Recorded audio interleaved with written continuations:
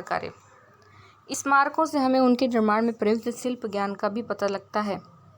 छत का ही उदाहरण ले लीजिए। देखिए, जैसे हम अपना छत बनाते हैं तो चार क्या रखेंगे, चार दीवारें होंगी। ऊपर अगर आप एक पत्थर की पटिया रख देते हैं तो आपका एक छत बनकर तैयार हो जाता है। तो उस ज़माने में क्या इस तरह के बनते थे? नहीं। तो जब हम एक विस्तृत अधिरचना वाले विशाल कक्ष, बड़े बड़े किलों का निर्माण करना चाहेंगे तो बताइए उसमें कितनी मेहनत लगेगी कि नहीं। तो यही इसीलिए जो 7वीं और 10वीं शताब्दी के मध्य वास्तुकार भवनों को और अधिक कमरे, और अधिक खिड़की, और अधिक दरवाजे बनाने लगे। छत, दरवाजे, खिड़कियां अभी भी दो ऊर्ध्वाधर खंभों के आर पार एक अनुप्रस्थ तहसील रखकर बनाए जाते थे। इसे अनुप्रस्थ टोडा निर्माण कहलाती थी। इसको क्या कहते थे? अनुप्रस्थ टोडा निर्माण। अब देखिए, अनुप्रस्थ टोडा निर्माण क्या है? छत, दरवाजे, खिड़कियां ऊर्ध्वाधर खंभों के आर पार अनुप्रस्थ तहरीर रखकर बनाई जाती थी। इसे क्या कहते थे? हम अनुप्रस्थ टोडा कहते थे।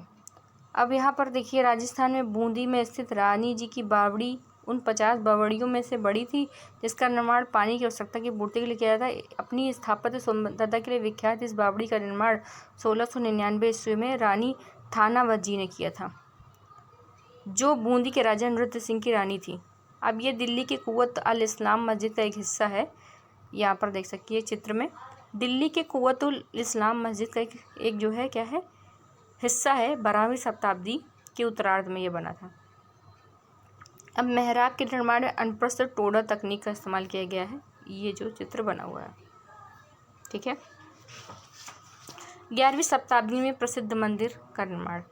अब हम यहाँ पर दो तरह के मंदिर के बारे में आपको बताते हैं। एक है जो है चंदेल शासक द्वारा निर्मित, चंदेल राजवंश के राजा गंधदेव द्वारा 999 में बनवाया गया था। ये कंदरिया महादेव मंदिर, ये आप कंदरिया महादेव मंदिर है। और दूसरा आपका क्या है? दूसरा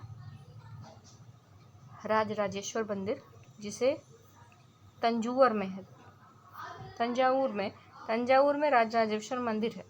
तो ये जो राजराजेश्वर मंदिर है, ये किसने बनवाया था? ये राजराज ने बनवाया था। और ये तंजौर का मंदिर इस मंदिर का दुगना है। तंजौर का मंदिर कंदरिया महादेव के मंदिर से दुगना है। अब इसमें देखिए, प्रवेश भाग और मुख्य भवन है जहाँ पर नृत्य का आयोजन होता है, और देवता की मूर्ति है अंदर गर्भगृह में रखी हुई है। और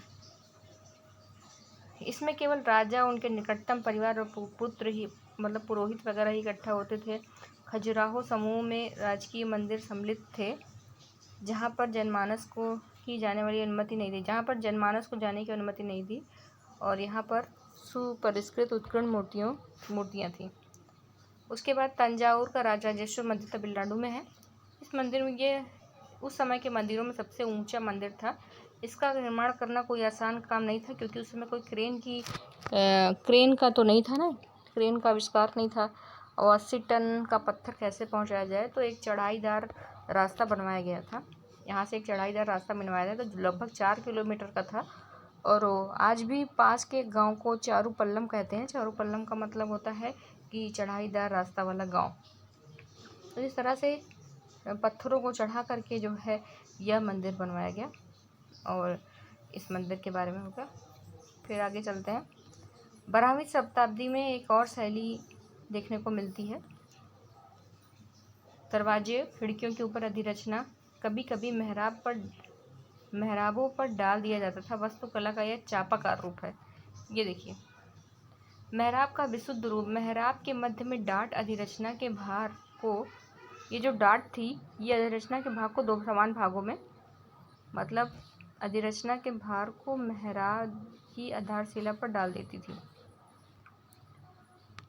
12वीं शताब्दी में दो प्रौद्योगिकी एवं शैली संबंधी परिवर्तन दिखाई पड़ने लगे। दरवाजों और खिड़कियों के ऊपर की अधिरचना का भार कभी कभी मेहराबों पर डाल दिया जाता था। ठीक है, दरवाजों और खिड़कियों की जो रचना होती थी वो मेहराबों पर डाल दिया जाता था। वास्तुकला का एक चापाकार रूप था। कैसा रूप था? एक चापाकार रूप। अभी हमने देखिए यहाँ पर पढ़ा, ये कौन सा रूप था? ये था अनुप्रस्थ टोडा निर्माण की तकनीक। और ये कौन से रूप है? ये चापाकार तकनीक है। ठीक है।